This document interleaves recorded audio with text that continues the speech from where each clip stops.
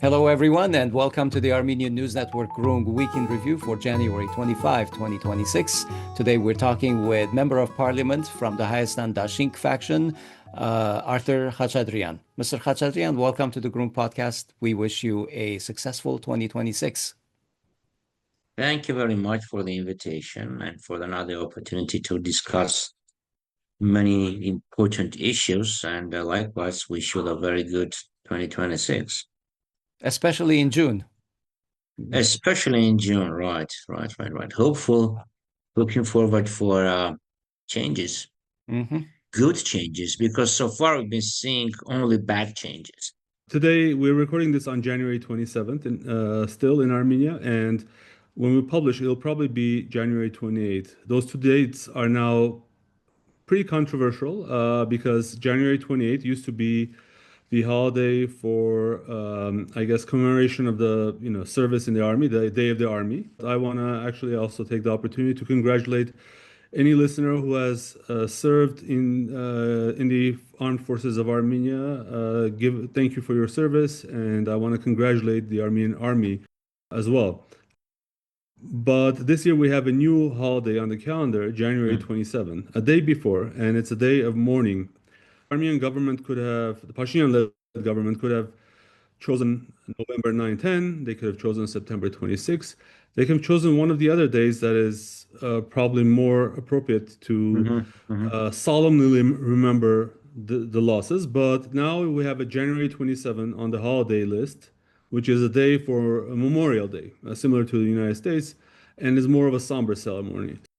So, Arthur, what are your thoughts on these dual holidays now, January 27 and 28, and the controversy surrounding them? Well, yeah, just to start with, I want to clarify our position because there are lots of speculations disseminated by Pashinyan's party that Armenia faction and Dashinq are against the Memorial Day. Of course, we are not against the Memorial Day. Just the opposite. We've been criticizing the government for neglecting the memory of our fallen heroes, for not visiting Yerabalut, for not celebrating the Army Day properly. You may remember that right after the defeat in January 2021, all of a sudden the Armenian political and military elite got sick overnight, and the Army Day was not celebrated at all. Right. And since then, during the last 3 years, the celebrations were very, very, very modest. We haven't had any military parade since 2020, I guess. 2020. So it's not true that we were against the Memorial Day, no, just the opposite. However, we have very serious suspicions that this date, 27th of January, was selected by Ruben Rubinian, and the person who defected from our faction, Yeram Nazarian, was selected deliberately to overshadow the Army Day. What happened today? Today in the morning, Pashinyan and his people, they went to Yerabalut. Tomorrow they won't come to Yerabalut. So what about the relatives of the fallen heroes to go there on 28th of January? That they were coming, some of them for 30 years already, to come on the 27th. So this is a very cunning and very disgusting trick played by Pashinyan's people. Did you see television pictures of the events? Were there people attending, or was it just government officials who attended and did whatever commemorations at Yerabalut? The government attended, of course, and of course I believe there are people who also attended on the 27th of January. And the brother of one of the fallen heroes were even distributing flowers for free to the visitors of Yerabalut. That's basically what I was talking about. Okay, they just created another dividing line in the society. Look, 24 hours ago, the Parliamentary Assembly of the Council of Europe, in its resolution about Armenia honoring its obligations, they in this resolution they warned or they expressed concern about the lack of unity, lack of concord in the society, and the division in the society. And now Pashinyan and his people, look what they did. This is an absolute disrespect. This was, disrespect and disgusting again, a disgusting step. Disrespect towards the fallen heroes, disrespect towards the army, and a very despicable move that they made. Yeah, it's all about memory and identity. Every part of Pashinyan's moves. But So if I may, basically, if they yeah, stay in power, in 3 years' times, no one will celebrate the Army Day. And all what he does are in the same logic. Okay, remember, Aliyev threatened Armenia that they will not tolerate the militarization of Armenia. Now, the militarization, they understand even buying simple machine guns with very modest budget, though their military budget exceeds $1 billion, about $5 billion, if I'm not wrong. And he threatened that they will strike if they see that Armenia's, building up its defense military potential. capabilities. Yeah, defense capabilities. And following that, we see Armenia cutting its military budget, cutting the army service. They passed few laws basically saying that if you desert from the army, then you can pay. They are just links in the same chain that Armenia is chained by Azerbaijan. Actually. Well, it's interesting that you mentioned the Council of Europe report. We won't probably cover that much today, but we'll cover it next week. But I do want to take you to another international event that happened last week, which was the World Economic Forum WEF annual meeting that took place in Davos. And it was a location for some unusual truth coming out. For instance, Canada's Prime Minister Mark Carney said the quiet part out loud. He said that rules-based international order was a myth, and that was because the strong powers exempt themselves when it suits them. Trade rules get enforced unevenly, and international law often depends on who is the accused and who is the victim.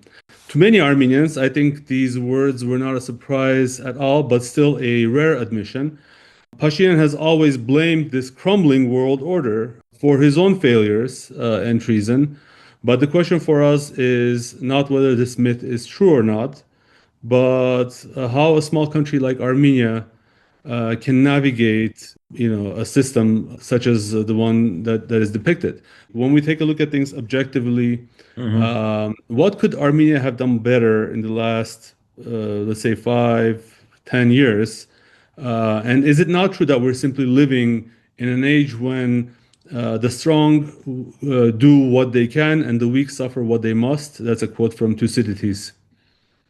Well, yeah, a few observations. First of all, of course, we see that the world that was established after the Second World War II, after World War II, and which was formalized in the Helsinki Final Act that regulate the relations between the states, at least in Europe, it doesn't exist anymore because these laws, these principles were at least injecting some certainty in international relations, though obviously the strong party was always right and the wrong part and the weak party was always wrong, obviously.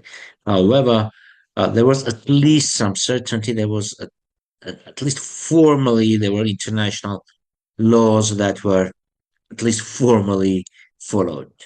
And now we don't. This word has been dismantled. Actually, this word has been started dismantling with the collapse of the Soviet Union, but now we do not have anything from the, let me call it Helsinki style world.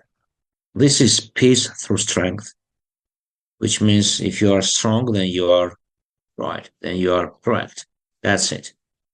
So practically, what does this mean? Okay, when we tell Pashinyan, okay, like any guarantees that Azerbaijan will respect its signature, any guarantee that the war will not break up again, Pashinyan says the only guarantee is the legitimacy.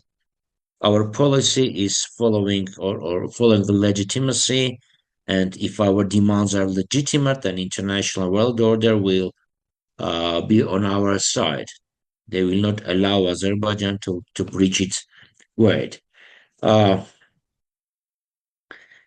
This means that without any proper international guarantees and guarantors, whatever piece of paper Pashinyan signs with Aliyev can be violated before the ink dries up on this paper.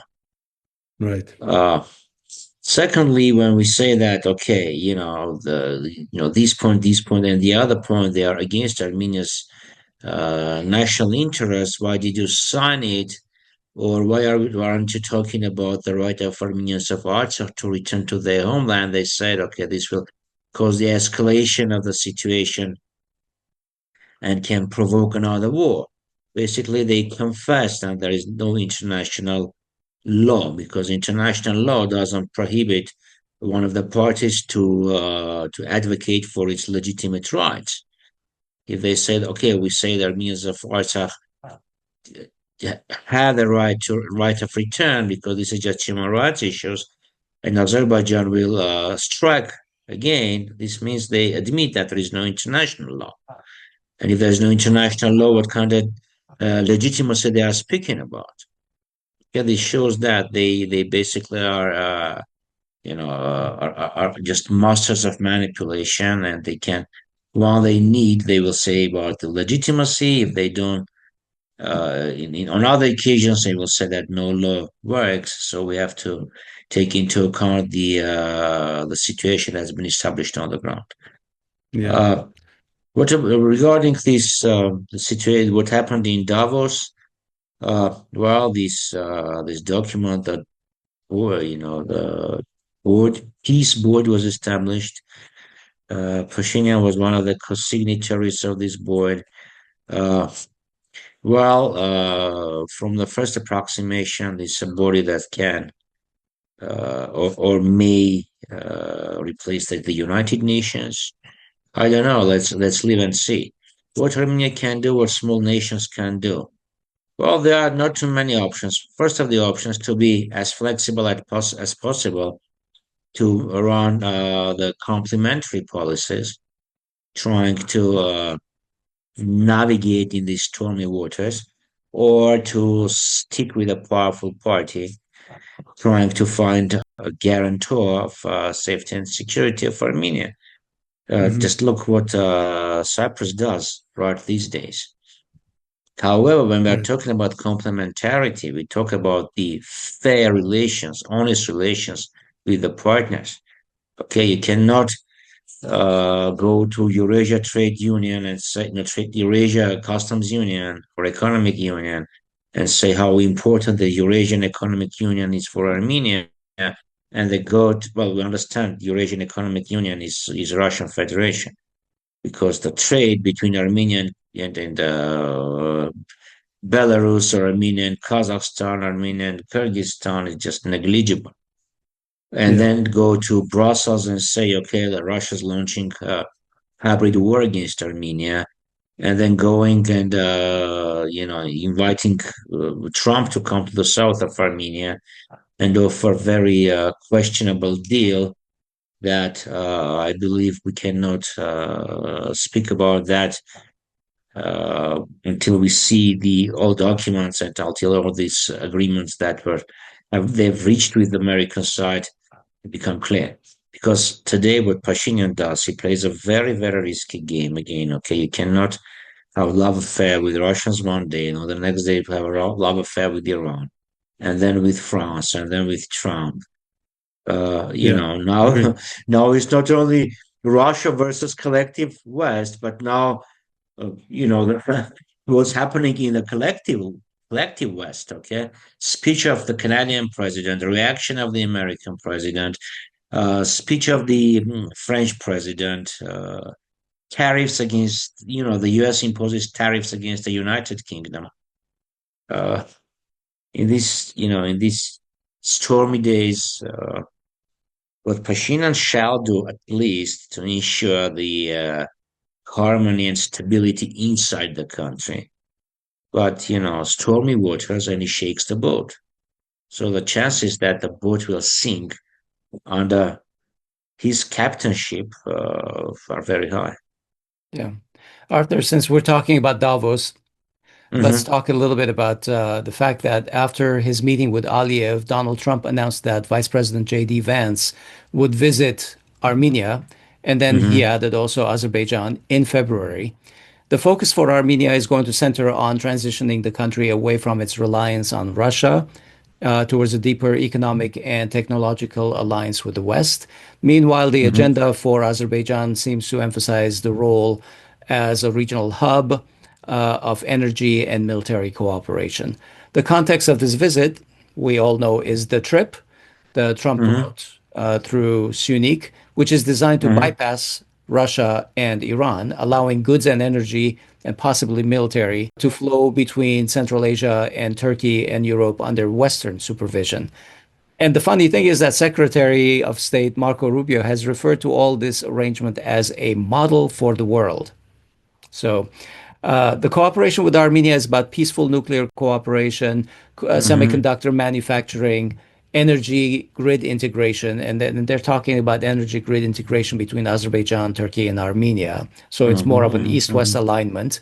And for Azerbaijan, it's going to be strategic partnership, defense equipment sales, and we all know that Trump has basically waived Section 907 and is trying to sell made in USA defense and weaponry to Azerbaijan, and also semiconductor initiatives. So that's kind of a unifying factor.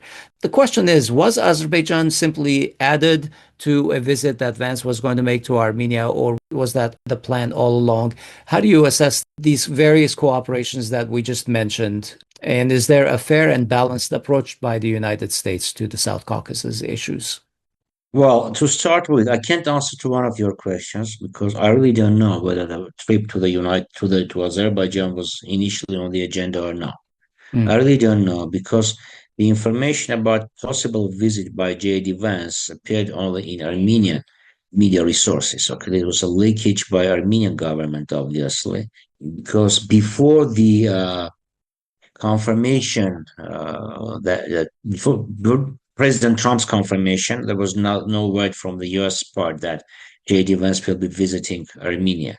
What we know is that, Trump said that he was dispatching his vice president to Armenia and to Azerbaijan. Obviously, in Azerbaijan, they will have also the security arrangements. And, if you sell weapons to a party, obviously it's not just a deal in the grocery shop. Okay, you sell your military boats and that's it. So it means they are strengthening the military cooperation between the United States and Azerbaijan. What about Armenia? This is another interesting thing. Okay, so it's a multifaceted question. First of all, TRIPP. What Azerbaijan has to do with TRIPP?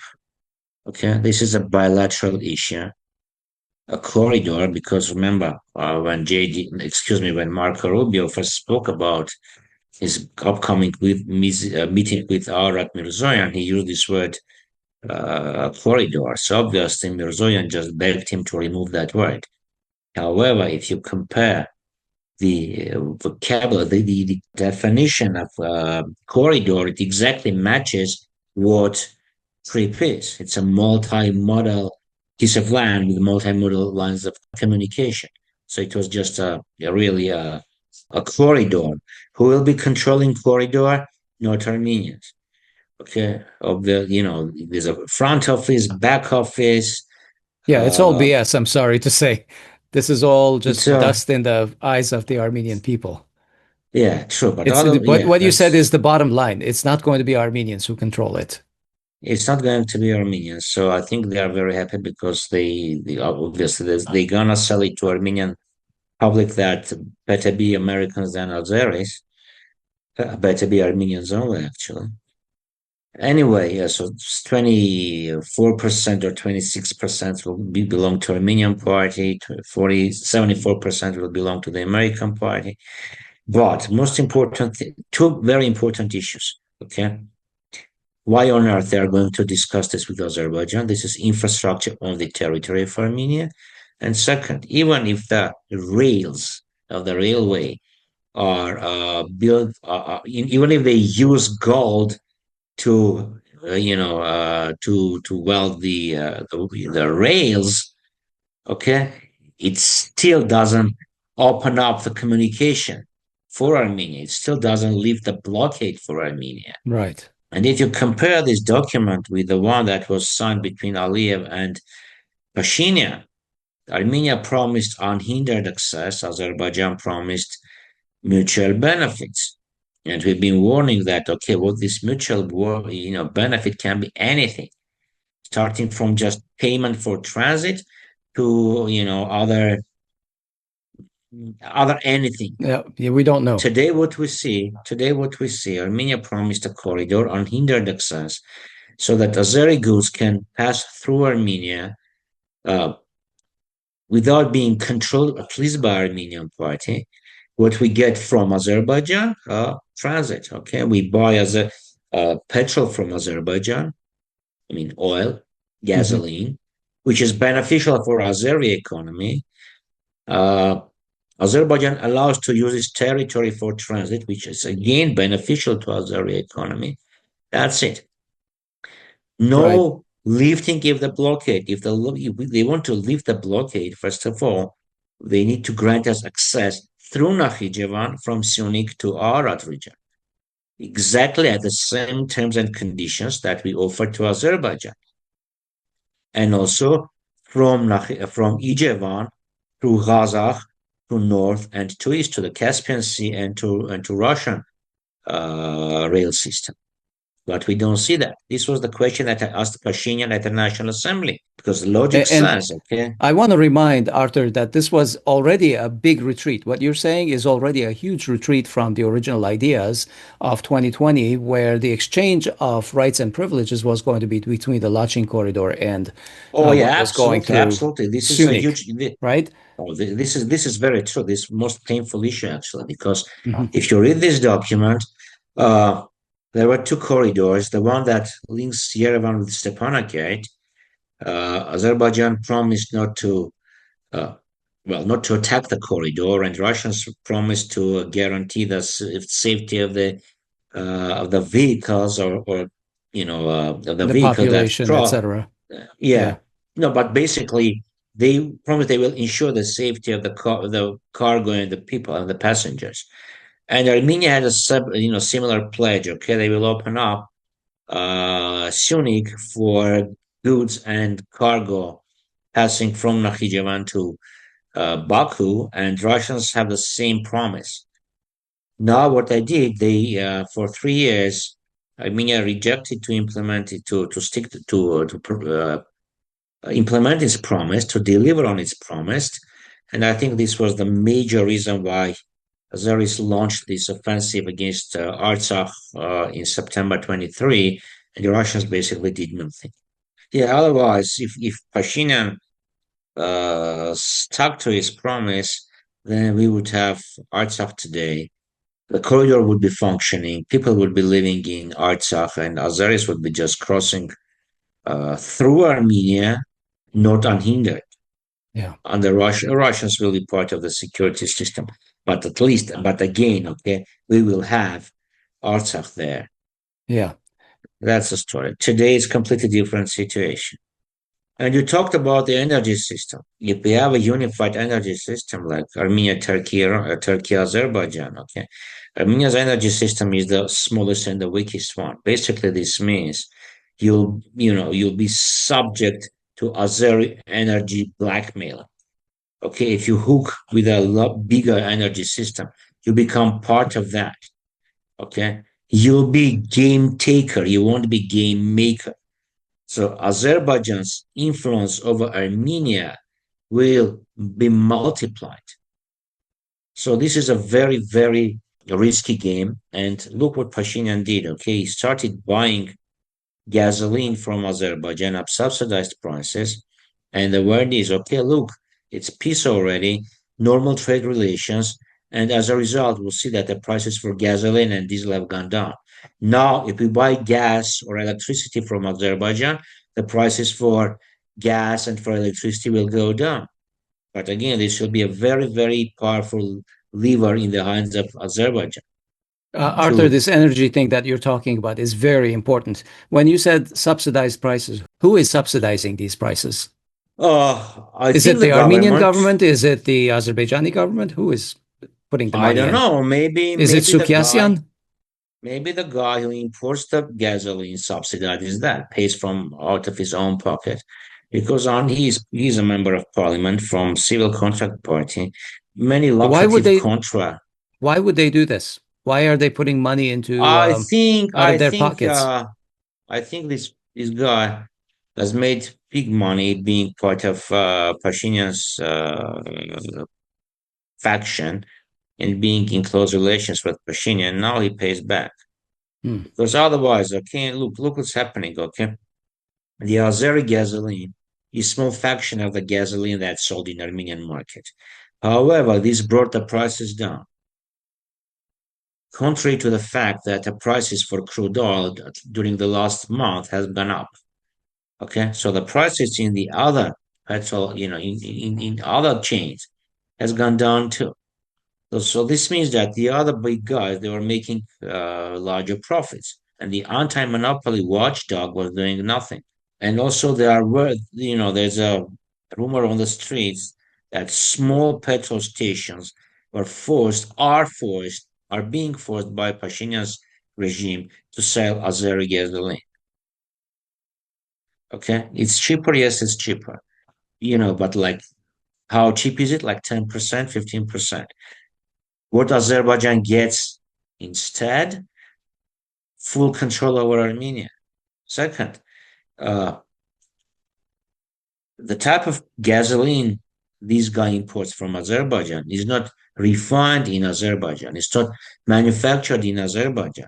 This means they buy from something in Azerbaijan that was not made in Azerbaijan. Isn't it Russian, basically?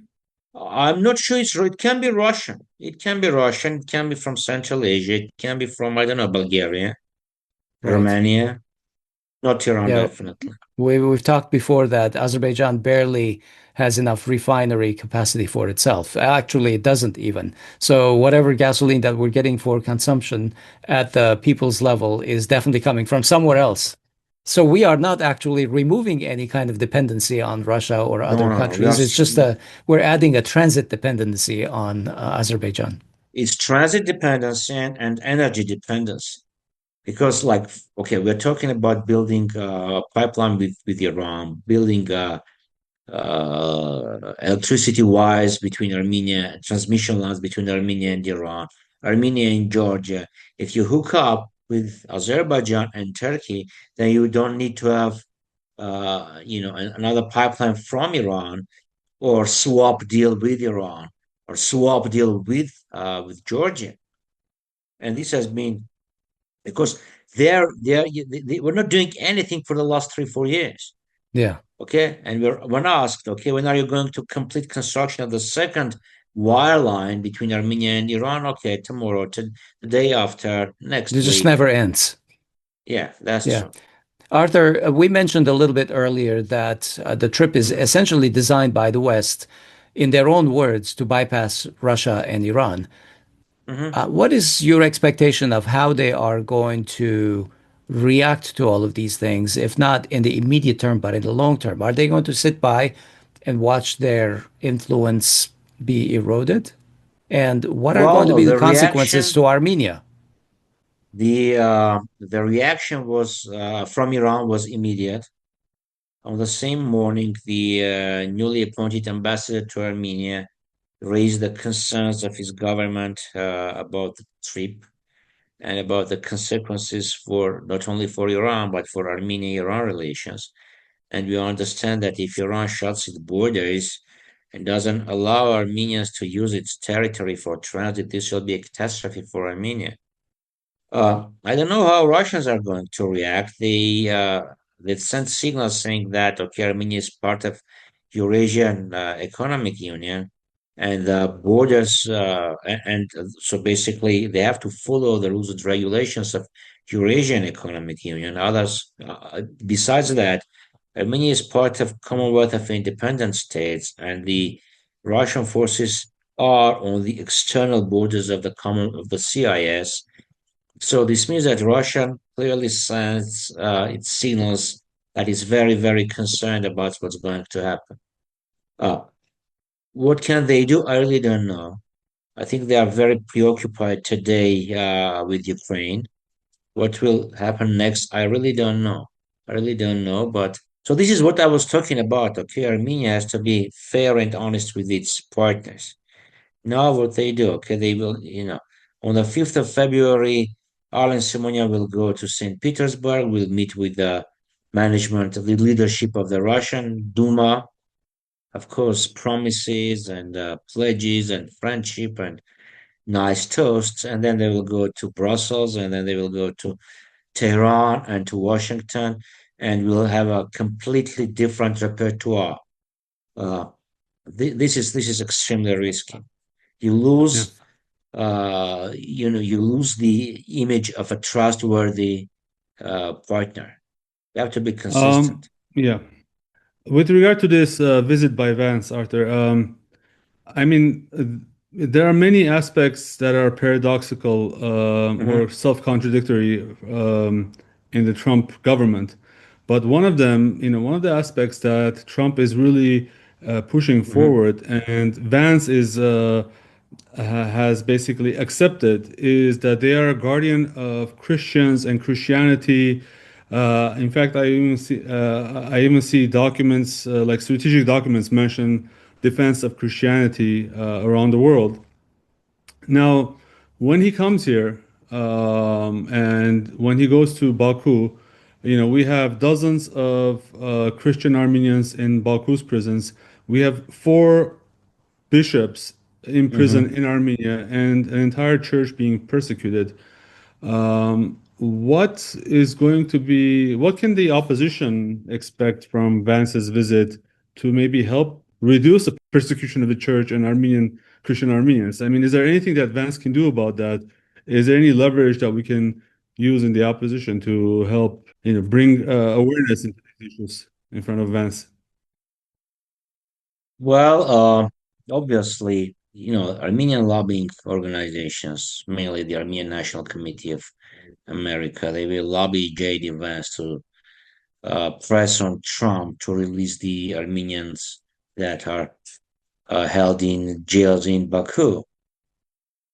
Baku is acting as a terrorist organization. Look what terrorists do. Okay, they take hostages, they put forward their political demands, and then they release like 1, 2, 3 of the hostages for partial satisfaction of their demands. It's exactly what we see. A week ago, 10 days ago, or 2 weeks ago, 4 Armenian prisoners kept in Baku were exchanged with 2 Syrian terrorists that were kept in Armenian prisoners. They were mercenaries who fought in Artsakh, who killed Armenian soldiers. While these 4 people, there was nothing against them. They haven't done anything wrong. So I'm afraid maximum what Baku will do, they will release again, a few more non-politically exposed prisoners, and they will package that as a expression of goodwill. And Pashinyan will grab this opportunity, and he will talk inside the country that you see the peace is here, and as a sign, and one of the signs of the peace is that Baku has released a few more Armenian prisoners. However, when we talk about 3 ex-presidents of Artsakh Republic, the state minister, Ruben Vardanyan, and the speaker of the National Assembly of Republic of Artsakh, and the other people, former, ministers, chief commander, and so on, I'm afraid, I'm not very hopeful with that. So this means that the prisoner issue should be dealt in a package. In a package, because you can, he will release 5 people, everyone will be happy. What about the rest? Let me remind you that in August, President Trump spoke about 23 Christians in Azeri jails, and Pashinyan persuaded him not to raise this issue. So the problem is not only Aliyev, but Pashinyan too. Yeah.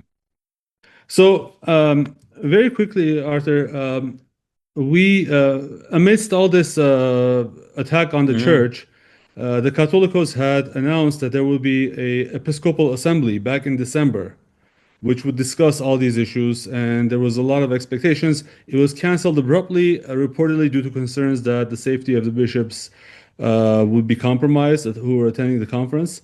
And last week, Echmiadzin announced that the conference now will be held in St. Pölten, Austria, between February 16 and 19. Pashinyan's Council to Reform the Church, which is led by Pashinyan and 10 renegade bishops, condemned that, saying it's unlawful.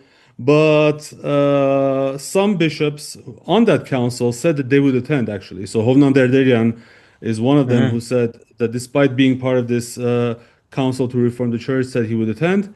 Meanwhile, Echmiadzin says there is nothing wrong with, there's nothing violating the church canon in holding this event outside Armenia. But I think we should say that this is a big deal, because the last time this was done was in the Soviet era, when Catholicoses were being strangled to death. And I believe in the 1950s in Egypt, I think that's when the last time this has happened. What is your assessment of this development? And is it possible that the Armenian government could try to hinder this council from happening in Austria? Well, I think that the bishops' assembly were held not only outside of Armenia, not only in the Soviet era. I think about 10 years ago they had one, at least I think in 2016 there was an assembly that was held outside of Armenia. The Armenian Church is not, it's not only the Republic of Armenia Church, it's Pan-Armenian Church, and they are free to hold their assemblies anywhere they want. Of course, initially they planned to hold that in Armenia, and they had serious suspicions that Pashinyan will try to interfere and will try to spoil, let me say this conference. So this is why, to be on the safe side, they decided to move it to Austria. There is nothing illegal there. Church can hold its assemblies anywhere they find appropriate. And obviously, outside of Armenia means less chances of interference by Pashinyan, because imagine he will gather his crowd, his provokers, these renegades, led by these renegades, actually led by Pashinyan. He has the police under his service, his personal police. So I think it was a very, very correct decision to have this assembly away from Pashinyan in a calm and quiet environment, and to decide on all aspects, on all problems that the church faces today. Because look, 3 archbishops, 1 bishop, they are in jail. The detention of 1 archbishop and 1 bishop was extended a few days ago. Catholicos' brother is in jail. In this situation, it won't be logical to have that assembly in Armenia. From the religious realm to the political realm, Samvel Garabedian's continued incarceration, which has led to the birth of the Mer Dzevov movement, has now led to the spawning of a new political party. They're calling it Strong Armenia. Samvel Garabedian's nephew, Narek Garabedian, announced this past week that Mer Dzevov has established a new party called Strong Armenia, and it will participate in the June elections. We don't know exactly who their leader is going to be. It's probably Narek himself, but they're going to announce at a founding In 2 weeks. Yeah, on February 12th, I think that they are going to have a founding Congress and they're going to announce it. What do you think about this? Give us your thoughts about Strong Armenia, what it means for the elections. And I want to know also, of course, because nobody has closed any kind of avenues for cooperation. If everybody's goals are aligning, and yeah, just tell us a little bit about what your thoughts are. Well, they created a new party. They want to participate in the elections.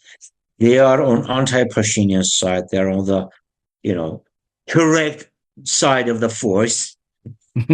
So we welcome their participation in elections and in the political life of the Republic of Armenia. I can speak about our position. Okay, the opposition parties shall participate in large blocks so that the votes are not get lost. Because remember, in 21, what happened? Okay, 26 parties participated in the elections. 20 were from the opposition. They didn't pass the threshold, and the majority of their votes were credited to Pashinyan. And Pashinyan has 53 point something during the election. He got 65% in the parliament.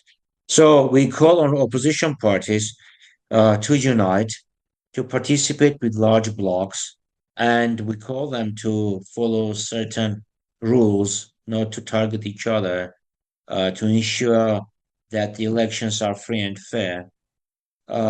We welcome their participation in the elections, and we hope that in a united front we can beat Pashinyan during the elections. That's it.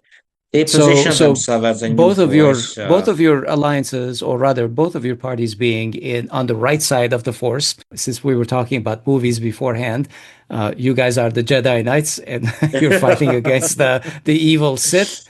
Yeah, because we don't want the Empire to strike. Are there discussions between the two forces, Strong Armenia, Hayastan, Dashinq, or even the ARF? ARF practices what it preaches. So when we're saying that the opposition parties shall unite, obviously one united front is a myth. It's not it's not realistic. So few very large blocks. I think it will be the winning strategy. We practice what we preach. So we were the first party that openly announced that we prefer the block format. We are in very close negotiations with our partner from Armenia faction. The final format hasn't been announced yet, but of course we are holding negotiations with other parties and blocks. So this is it, okay? Because the combined opposition has more votes than Pashinyan.